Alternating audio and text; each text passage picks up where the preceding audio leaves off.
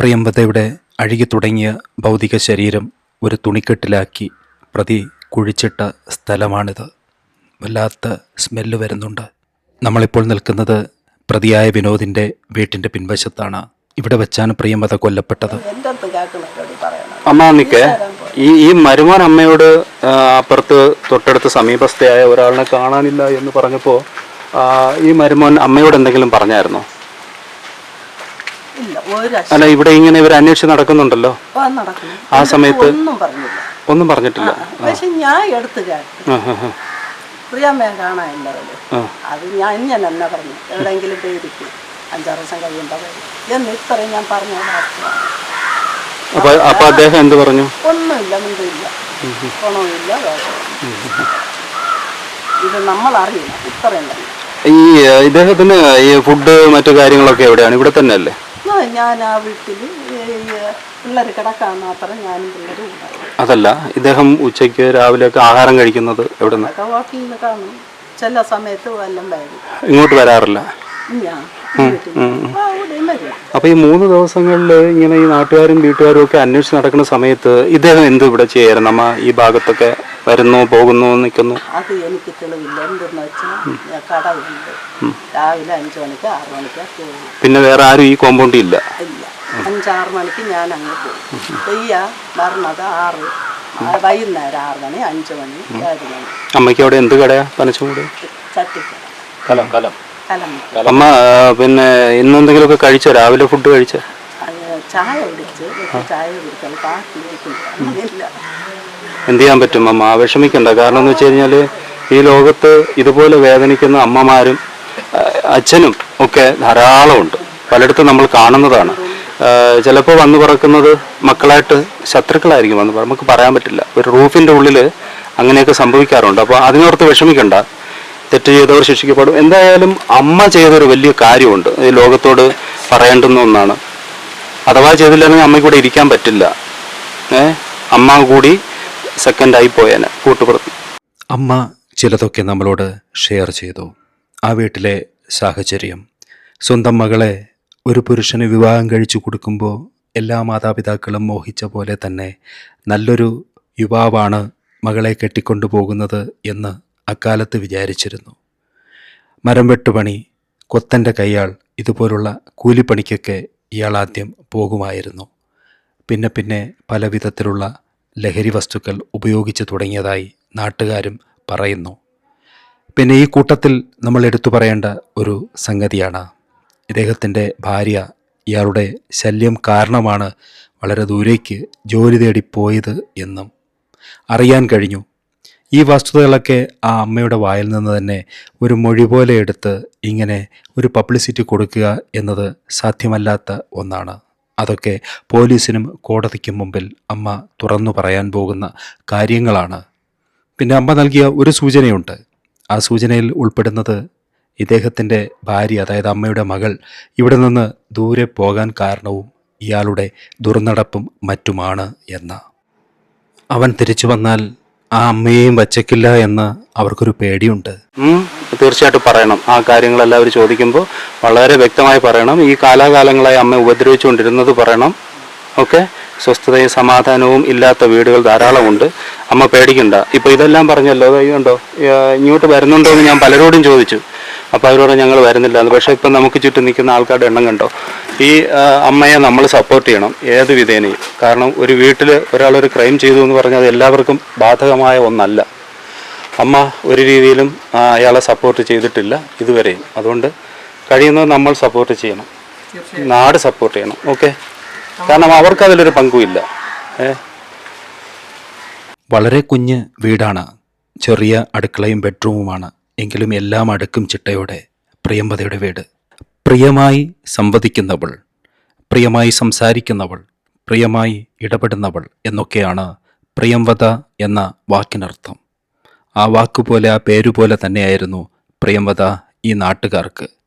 ഒരാൾ കൊഴിച്ച് ഇപ്പോൾ പ്രതിയായി പിടിച്ചിരിക്കുന്ന വിനോദിന് മാത്രം ഏതോ രീതിയിലുള്ള ശത്രുതയോ വൈരാഗ്യമോ അല്ലെങ്കിൽ ജീവനെടുക്കാൻ മാത്രം ഉദ്ദേശിച്ച് മനസ്സിൽ സൂക്ഷിച്ച ഏതോ ഒരു കനൽ ഉണ്ടായിരുന്നു. അതുകൊണ്ടാണ് അന്ന് ഈ വഴിയിൽ എവിടെയോ വച്ച് പ്രിയംവദയുടെ കഴുത്തിൽ ആ കൊലയാളി ആഞ്ഞുപിടിച്ചത്. പ്രിയംവദയുടെ ചേതനയറ്റ ശരീരത്തെ വീട്ടിൻ്റെ പിൻവശത്ത് ബാത്റൂമിനോട് ചേർന്നുള്ള ചുവരിൻ്റെ താഴെ അധികം താഴ്ചയില്ലാതെ ഒരു കുഴിമാന്തി അവിടെ അടക്കുകയായിരുന്നു. ഈ കാണുന്ന വലതുവശത്തെ വീടാണ് പ്രതിയായ വിനോദിൻ്റെ വീട്. ഇങ്ങനെ മുന്നോട്ട് നമ്മൾ നടന്നു പോകുകയാണ് പ്രിയംവദയുടെ വീട് തേടി. നമുക്ക് ഈ വിഷയത്തിൽ മുൻവിധികളില്ല, നമുക്ക് ചോദിച്ചറിയാം പലതും. ഇതാണ് പ്രിയംവദയുടെ വീട്. ഇവിടെ കഴുകി നനച്ചിട്ട തുണികൾക്കൊപ്പം ചാരി വച്ചിരിക്കുന്ന കൊതുമ്പും ചൂട്ടും. 5 ദിവസം മുമ്പ് വരെ പ്രിയംവദ ധരിച്ചിരുന്ന ചെരുപ്പ് കാണാം. ചിട്ടയോടെ അടുക്കി സൂക്ഷിച്ചിരിക്കുന്ന കുഞ്ഞു വീട്ടിലെ അടുക്കള കാണാം. പച്ചരി വിതറി ബാബാബ എന്ന് വിളിക്കാൻ ഇനി ആ വീട്ടുടമസ്ഥ ഇവിടെയില്ല എന്നറിയാതെ അലയുന്ന ഒരു പാവം കോഴി. ഞങ്ങൾക്ക് അറിയുന്നതിലുപരി ഞങ്ങളുടെ അയൽവാസികളാണ്. ഇവർക്കൊക്കെ അറിയാം ആ ഇളയമയെ കുറിച്ച് എങ്ങനെയാണ്. വളരെ കഷ്ടപ്പെട്ട് ജീവിക്കുന്ന ഒരാളാണ്. ഇന്ന് വരെയും ആരുടെ 1 രൂപ പോലും മോഹിക്കുന്ന ഒരാളോ അല്ല, ഒരു കടം വാങ്ങുകയോ അങ്ങനെ ഒന്നും ചെയ്യുന്ന ഒരാളല്ല. അപ്പൊ എന്തുകൊണ്ടായിരിക്കും അങ്ങനെ ഒരു കള്ളക്കഥ മെനയേണ്ടി വന്നത്?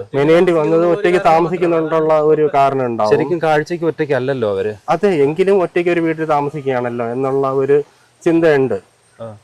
അപ്പോൾ അങ്ങോട്ടും ഇങ്ങോട്ടും പണം കൊടുക്കുക, അല്ലാന്നുണ്ടെങ്കിൽ ഒരു അടുപ്പം സൂക്ഷിക്കുക, ആവിധമായ ഒന്നും തന്നെ ഇല്ല. അതെല്ലാം വെറും അടുപ്പുണ്ടാവും. ഒരുപക്ഷെ അങ്ങനെ എന്തെങ്കിലും ഉണ്ടെങ്കിൽ അവർക്ക് അത് പറയുന്നതിൽ എന്തുണ്ടെങ്കിലും എൻ്റെ അടുത്ത് തുറന്ന് പറയും. കാരണം ഞാൻ എൻ്റെ ഇളയമ ഒരു ഫ്രണ്ട് പോലെയാണ്. അല്ലെങ്കിൽ തന്നെ ഈ ഭാഗത്ത് എവിടെയെങ്കിലും വെച്ചിട്ടാണ് കണ്ടുമുട്ടിയതും ഇവിടെ നിന്നിട്ട് ഇവിടെയാണോ അപ്പുറത്തെ ഗേറ്റിന്റെ ആണോ? അപ്പുറത്താണ്,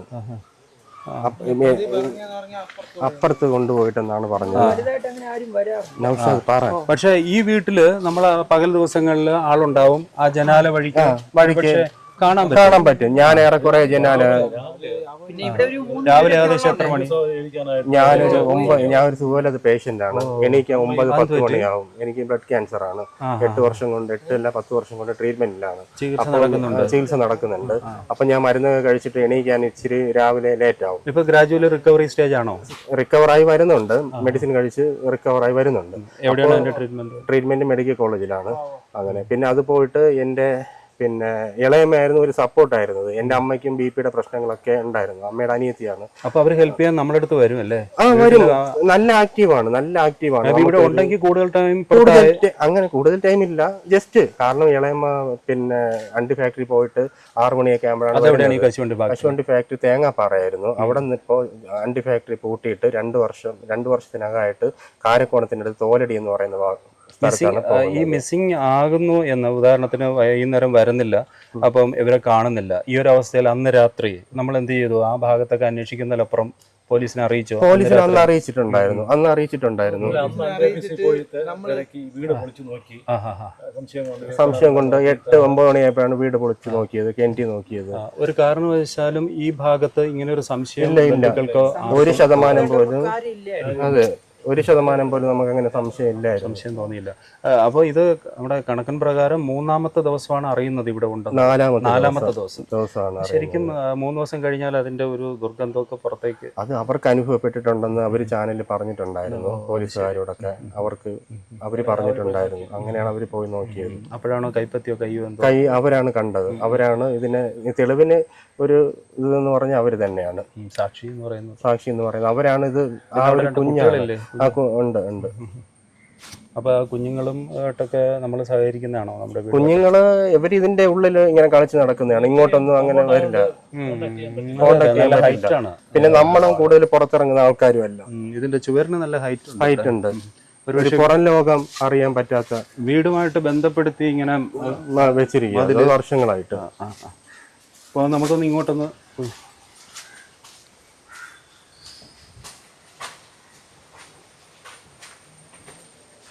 ഇതാണ് വീട് അല്ലേ? മോനെ തിരിച്ചു വയ്ക്കുമോ? ഇങ്ങനെയാണോ? നിങ്ങളെ എടുക്കണ്ടെന്നുണ്ടെങ്കിൽ എടുക്കൂല, കുഴപ്പമില്ല. ശരി, പോവാ. ഇതാണ് കേട്ടോ സംഭവം നടന്നത്. ഇവിടെ വെച്ചാണ്. അപ്പോൾ ഈ വലിച്ചടിച്ചുകൊണ്ട് വന്നെങ്കിൽ ഇതുവഴിയൊക്കെ തന്നെയാണോ? ഇതുവഴിയായിരിക്കും. വേറെ ഓപ്ഷൻ ഇല്ലല്ലോ. ബാക്ക് ഡോർ വഴി ആയിരിക്കാം. വീട്ടിനകത്തൂടെ ഇതുവഴി കൊണ്ടുപോകാൻ സ്ഥലമുണ്ട്, ഇതുവഴിയാവാൻ വന്നത്. ഇതുവഴി ഇറങ്ങി ഇതുവഴി പോവാട്ടോ. ഇതിലേ വരാം. ഇതുവഴി അങ്ങോട്ട് പോകാൻ നമുക്ക് എൻട്രി അല്ല, അതിലേ പോകാൻ പറ്റത്തില്ല. പ്രതിയായി ഇപ്പോൾ പോലീസ് കസ്റ്റഡിയിലുള്ള വിനോദിന്റെ വീടിന്റെ പിൻവശത്താണ് നമ്മളിപ്പോൾ ഉള്ളത്. ശരിക്കും ആ ഒരു ഇത് ഇവിടെ ഉണ്ട് അതിൻ്റെ. ആ,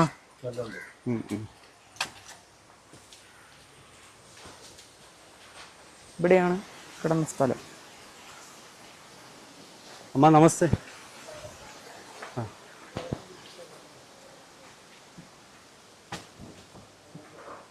ഇങ്ങോട്ട് വേട്ടാ. ഇവിടെയാണ് കുഴിച്ചിട്ടെന്ന് പറഞ്ഞുള്ള സ്ഥലം. ഇവിടെയാണ്.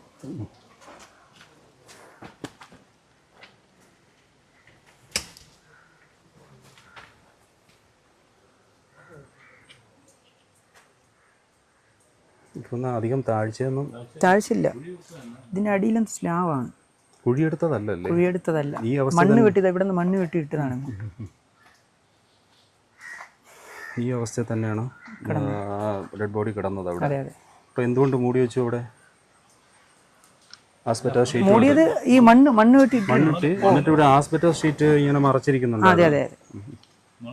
മണൽ മൊത്തത്തിൽ വെട്ടിയിട്ട് പാറപ്പൊടി ഇട്ടാണ് മറവ് ചെയ്തത്. പക്ഷേ ഞാനൊന്ന് ചോദിച്ചോട്ടെ, ഇതുവഴി കൊണ്ടുവന്നെങ്കിൽ ആരും കാണാതെ ആ വീട്ടിന്റെ ഫ്രണ്ടിൽ കൂടെ അല്ലാതെ ഇതിനെ വലിച്ചു ഇതുവഴിയായിരിക്കും കൊണ്ടുവന്നത്. അതുവഴി കറങ്ങി. അപ്പോൾ ആ വീട്ടിലുള്ളവർ കണ്ടു കാണത്തില്ലേ? അല്ല, അവര് കടയിൽ പോകും. ആ, ചാക്കു പോലെ വല്ലതിലും ആയിരിക്കാം. ഇത് എടുക്കുമ്പോൾ ചാക്കിലെങ്ങാനും പൊതിഞ്ഞിട്ട അവസ്ഥയിലായിരുന്നോ? മെനഞ്ഞാന്ന് രാത്രിയാണ് ഇവിടെ കൊണ്ടിട്ടത്. അതെ.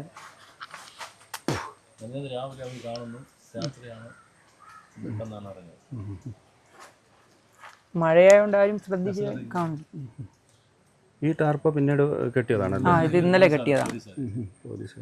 ഇവിടെ നിൽക്കാൻ പറ്റാത്തത്ര ദുർഗന്ധം വരുന്നുണ്ട്.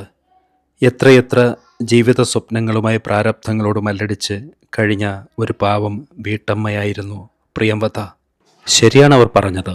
ഈ ഫോട്ടോയിലും കഴുത്തിൽ ഏകദേശം 3 പവൻ വരുന്ന സ്വർണ്ണമാലയുണ്ട്. എന്നാലും ഇത്രയും ഹൈറ്റ് പോരാ, സ്മെല്ല് വരും. കോൺക്രീറ്റ് കൂടി സ്മെല്ല് വരത്തില്ല, പക്ഷെ കോൺക്രീറ്റ് ഇടാനും ഇവിടെ ഇട്ട് കുഴക്കണ്ടേ? ഇതൊക്കെ വെട്ടി അതിന്റെ മുകളിലാണ് ഇട്ടിരുന്നത്. അതെ, നല്ല ഹൈറ്റാണ്, അറിയത്തില്ല. ആരും ഇങ്ങോട്ട് കയറില്ല.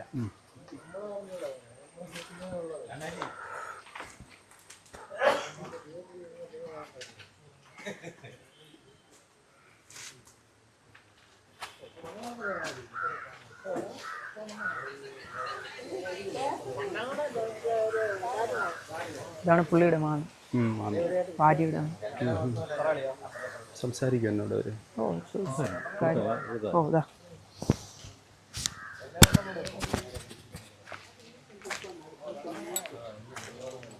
അമ്മ, ചായ എന്തെങ്കിലും കാപ്പി എന്തെങ്കിലും കഴിച്ചാ?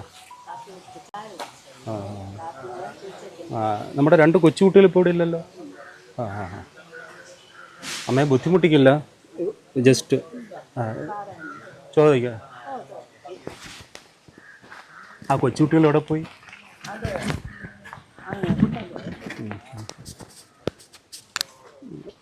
അമ്മ, ഈ ഉടുപ്പിലെ അമ്മ ഇതിങ്ങനെ വയ്ക്കുമോ? അമ്മ, ക്ലിപ്പ് കണ്ടോ? ഈ ക്ലിപ്പ് കണ്ടോ? അമ്മയുടെ ഈ ഷർട്ടിൽ ഇങ്ങനെ വയ്ക്കുമോ? ഇങ്ങനെ പ്രസ് ചെയ്തിട്ട് വയ്ക്കും.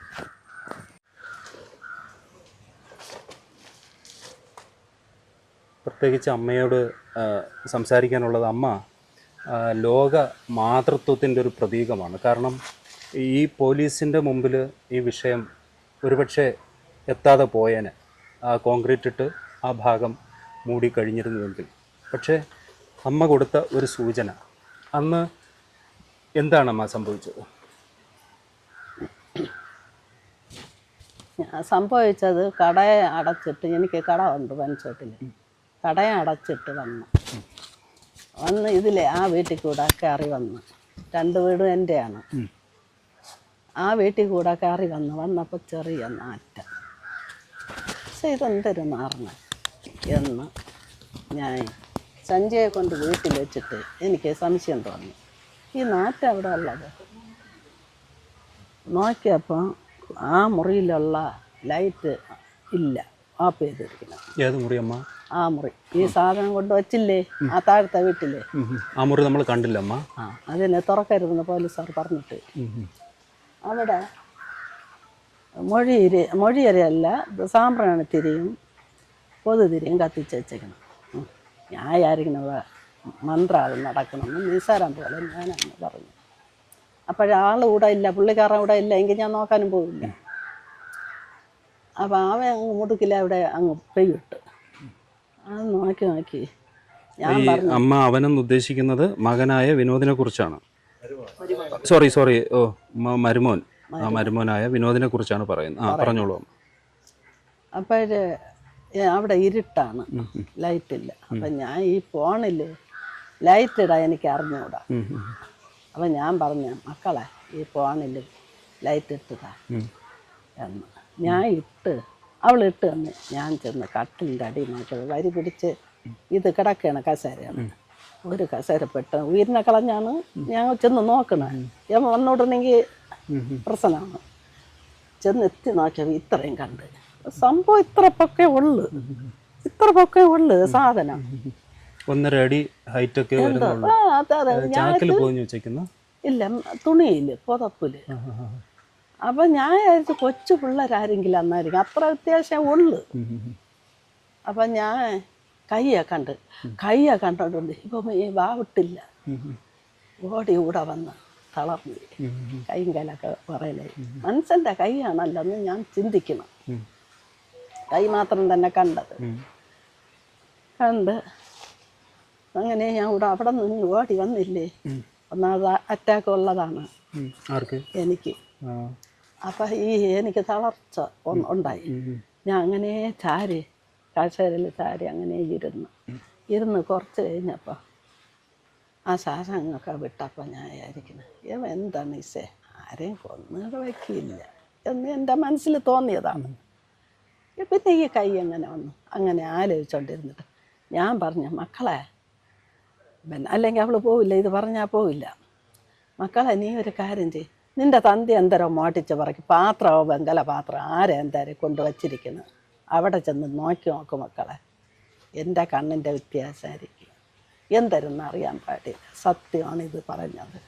എവളെ ഞാൻ തള്ളി പറഞ്ഞിട്ട് വേണ്ട എന്തെങ്കിലും. അപ്പം അത് അവനങ്ങനെ തന്നെ കുറേ എന്തെങ്കിലുമൊക്കെ കൊണ്ടുവയ്ക്കും, പിന്നെ കാണൂല്ല സാധനങ്ങളെ. അപ്പോൾ എവള് മടിച്ചവനില്ല മക്കളെ ചെന്ന് നോക്ക് മക്കളെ എന്ന്. അവൾ ചെന്ന് നോക്കിയിട്ട് അവിടെ നിന്ന് ഇറങ്ങി അവിടെ നിന്ന് അമ്മമ്മോന്ന് ഒറ്റ വിളി. ഞാൻ കൂടെ നിന്ന് നോക്കുകയാണ്. എവള് വിളിച്ചും കൊണ്ട് വന്നതും പൊത്തിഞ്ഞ് മക്കളെ സൗണ്ട് കേൾക്കരുത്. ആ കൊച്ചിന് എത്ര വയസ്സുണ്ട്? 9 ഇപ്പം പഠിക്കുന്നു.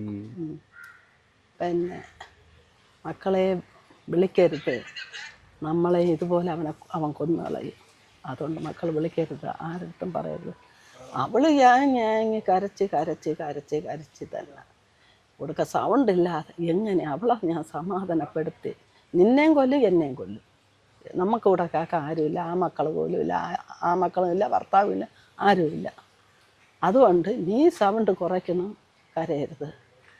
അങ്ങനെ ഇന്നലെ ഞങ്ങൾ ഉറങ്ങിയില്ല, തലേ ദിവസം ഉറങ്ങിയില്ല.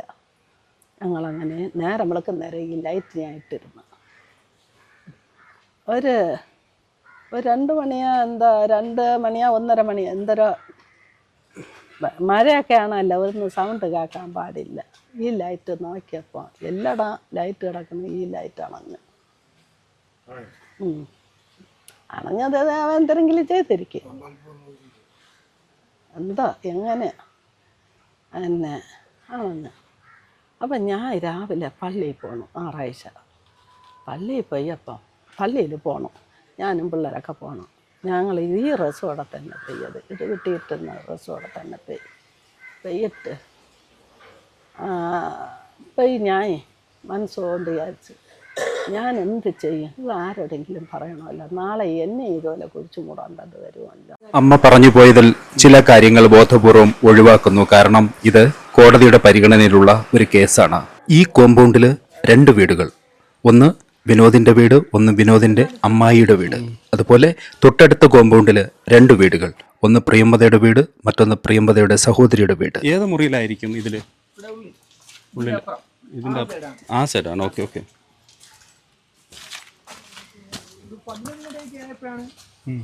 പോലീസ് വന്നത് ഹോസ്പിറ്റലിലാണ് വന്നത് സംഭവം. ഓഹോ, എന്ന് 11:30?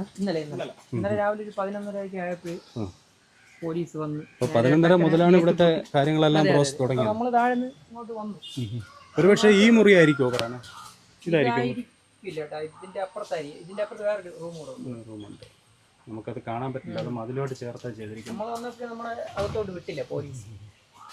എന്താണ് ഏതാണെന്ന് നമുക്കറിയില്ലല്ലോ. നമുക്ക് വാർത്തകളിലൊക്കെ കണ്ടതുപോലെ പ്രതിയായ വിനോദിൻ്റെ വീടുമായി ചേർന്നല്ല പ്രിയംവദയുടെ വീട്.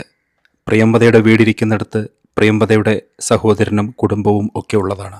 നമ്മൾ 10 ചാനൽ മാറ്റി മാറ്റി കാണുകയാണെങ്കിൽ 10 രീതിയിലാണ് വരുന്നത്. അതുകൊണ്ടാണ് അങ്ങനെ പറയുന്നത്. അത് പൊതുവിലുള്ളൊരു പരാതിയാണ്. അതെ, കഥ മെനയുന്ന ഒരു രീതി. അപ്പോൾ ഇവർ പറഞ്ഞതൊക്കെ ശരിയാണോ? നിങ്ങളതിനോട് യോജിക്കുന്നുണ്ടോ? അവർ പറഞ്ഞ കാര്യം അമ്മ പറഞ്ഞതാണോ? സത്യമായിരിക്കണമല്ലോ പറയുന്നത്. പറയേണ്ട കാര്യമില്ല. അങ്ങനെയാണെങ്കിൽ പറയത്തില്ലല്ലോ. ഒരു ഒന്നും മെനഞ്ഞു കിട്ടി പറഞ്ഞിട്ട് നമുക്ക് തോന്നണില്ല. ഇല്ലല്ല, എല്ലാം സത്യമായിട്ടുള്ള കാര്യങ്ങളൊന്നും. പിന്നെ വേറെ പ്രശ്നക്കാരൊന്നും അല്ല. ഒന്നും അവർ മാറ്റി പറഞ്ഞിട്ട് നമുക്ക് തോന്നണില്ല. പിന്നെ പ്രശ്നക്കാരൊന്നും അല്ല. എനിക്ക് നിങ്ങളെ ഒരു സഹായം വേണ്ടത്, നിങ്ങൾ ഗസ് ചെയ്യുന്നത് എവിടെ വെച്ച് ഇവർ തർക്കിച്ചിട്ടുണ്ടാവും? ഇതിന്റെ മേളിലോട്ട് കയറി കഴിഞ്ഞാൽ ഈ 4 വീടുണ്ട്. അപ്പോൾ അവിടെ എപ്പോഴും ആൾക്കാരൊന്നും പോകത്തില്ല. അത് മഴ സമയം കൂടെ ആയതുകൊണ്ട് പെട്ടെന്ന് ശ്രദ്ധിക്കില്ല. ഇവിടെ നിന്ന് വേണമെങ്കിലും വലിച്ചു കയറ്റാം. വലിച്ചു കയറ്റാം. അതല്ലെന്നുണ്ടെങ്കിൽ അവിടെ നിന്ന് കയറ്റാം. ഇവിടെയൊക്കെ ഇതൊക്കെ എന്താണ്? അതൊക്കെ ഇന്നലെ ചവിട്ടി മരിച്ചാണോ? പക്ഷെ ഇവിടെ ആളില്ലായിരുന്നു ഇന്നലെ. ഇവിടെ ഇന്നലെ ആളൊന്നും ഇല്ല ഈ വീട്ടിലെ. ഇതൊക്കെ അറിഞ്ഞതിന് ശേഷമാണ് അവര് വന്നത്. പക്ഷെ ഈ ഒരു ക്രൈം ചെയ്യാൻ അയാൾക്ക് ഏതോ രീതിയിൽ ആ ഒരു സാഹചര്യം അനുകൂലമായി. സ്വർണം എന്തെങ്കിലുമൊക്കെ എടുക്കാനായിരിക്കാം. അവരുടെ കഴുത്തി മാലയും കാര്യങ്ങളൊക്കെ ഉണ്ടായിരുന്നു. അത് പിന്നെ ഉണ്ടായിരുന്നോ ബോഡിയിൽ? ബോഡിയിലില്ലായിരുന്നു. ആദ്യം ഉണ്ടായിരുന്നു. അങ്ങനെ പറയേ. അത് നടന്നു. അത് എത്ര പവന്റെ മാലയായിരിക്കും? ഇത് 3 പവൻ. 3 പവൻ എന്നാണ് അറിയുന്നത്. 2.5 ആയിരുന്നു. പിന്നെ 2.5 ഒരു ചുട്ടി. 3 പവൻ എന്നൊക്കെ പറയുമ്പോൾ ഇന്ന് പവൻ 70ഒക്കെയാണ്. പിന്നെ 2 ലക്ഷം രൂപ 75 അത് തന്നെ. അപ്പൊ ആ പണവും ഇത് റിട്ടേൺ ചെയ്യേണ്ടതായിട്ടുണ്ട്. മാലയും മുക്കുറ്റി എന്തോ കിട്ടിയിട്ടില്ല. ഓക്കെ. അപ്പോൾ അത് അവ എടുത്തില്ലെന്നാണ് പറയുന്നത്. സംഭവം ഇനി അതിനു വേണ്ടി ആയിരിക്കാം. മോഷണ ശ്രമം ഇതിൻ്റെ പിന്നിലുണ്ടെന്ന് എന്തുകൊണ്ട് മറ്റാരും പറഞ്ഞിട്ടില്ല എന്നൊരു ഡൗട്ടുണ്ട്. അവരുടെ കഴുത്തിൽ ഏകദേശം 3 പവനോളം വരുന്ന സ്വർണ്ണമാല ഉണ്ടായിരുന്നു. അത് പിന്നീട് ഡെഡ് ബോഡിയിൽ കണ്ടില്ല എന്നാണ് ഈ നാട്ടുകാർ നമ്മളോട് ഇപ്പോൾ പറയുന്നത്. അങ്ങനൊരു ഫാക്റ്റ് ഇതിലുണ്ട്. കാരണം ഈ മകൻ ഡ്രഗ്സിന് അടിമയായിരുന്നു എന്ന് അമ്മ തന്നെ പറയുന്നു. അങ്ങനെയാണെങ്കിൽ ആ ഡ്രഗ്സ് ഏത് രീതിയിലുള്ള ഡ്രഗ്സ് ആയാലും വാങ്ങാൻ വേണ്ടി ഉള്ള പൈസ കണ്ടെത്തുന്നതിൻ്റെ ഒരു ഭാഗമായിട്ടാണോ ഈ കൊല നടത്തിയെന്നും തെളിയിക്കേണ്ടുന്ന ഒരു വസ്തുത തന്നെയാണ്. വെള്ളറട പനച്ചമൂടിനടുത്തുള്ള ഈ ഗ്രാമം കുറച്ച് പ്രത്യേകതകളുള്ളതാണ്. അടുത്തടുത്തായി ധാരാളം വീടുകൾ, വളരെ ഇടുങ്ങിയ വഴി, ഇരുവശത്തും ഏകദേശം 1.5 ആൾ പൊക്കം വരെ ഉയരത്തിലുള്ള മതിലുകൾ, മിക്കവാറും ആ മതിലിനോട് ചേർത്ത് വെച്ച് കെട്ടിയ റൂഫുകൾ. ഈ ഭാഗത്ത് എവിടെയെങ്കിലും നിന്ന് കാമുകനോടൊപ്പം സല്ലപിച്ച കഥയിൽ കേട്ടതുപോലെ അങ്ങനെ ഒരു വീട്ടമ്മയല്ലായിരുന്നു പ്രിയംവദ എന്ന് അവരെ അറിയുന്നവർ പറയുന്നു. അവർക്ക് 2 പെൺമക്കളുണ്ട്. ആ പെൺകുട്ടികൾക്ക് ഭർത്താക്കന്മാരും അവരുൾപ്പെടുന്ന മറ്റൊരു കുടുംബവുമുണ്ട്. വാർത്ത പറഞ്ഞിടുമ്പോൾ റീച്ച് കിട്ടാൻ വേണ്ടി പൈങ്കിളി സാഹിത്യം കൂടുതൽ ചേർത്ത് എന്തെങ്കിലും പറഞ്ഞാൽ ആ ജീവിച്ചിരിക്കുന്നവർക്ക് അത് എന്തുമാത്രം വേദന ഉണ്ടാക്കുന്ന ഒന്നാണ്. കഷ്ടപ്പെട്ട ഒരു വീട്ടമ്മ, ജീവിക്കാൻ കൊതിച്ച ഒരു വീട്ടമ്മ, ആ വീട്ടമ്മയുടെ ജീവനാണ് ഈ ഇടവഴിയിൽ എവിടെയോ പൊലിഞ്ഞു പോയത്. ഒരു കൊലയാളിയുടെ മുമ്പിൽ ചേതനേറ്റ ശരീരമായി കുഴഞ്ഞ് വീണത്. ഇവിടെ നിന്ന് നമ്മൾ തിരികെ പോകുമ്പോൾ നമുക്ക് ഒന്നും പറഞ്ഞു വയ്ക്കാനില്ല. നമ്മളോട് പറഞ്ഞതെല്ലാം നമ്മൾ വീഡിയോയിൽ പകർത്തിയതാണ്. അത് എൻ്റെ പ്രിയപ്പെട്ട പ്രേക്ഷകർ കേട്ടതാണ്. ഒരിടത്തും ഇതുപോലുള്ള അപകടങ്ങൾ ഇനി ഉണ്ടാവരുതേ എന്ന് കാലത്തോട് നമുക്ക് പറയാം. എല്ലാവരും ശ്രദ്ധിക്കണം, നന്നായി ജീവിക്കാൻ ശ്രമിക്കണം. സ്നേഹപൂർവ്വം, സാഫ്രോൺ.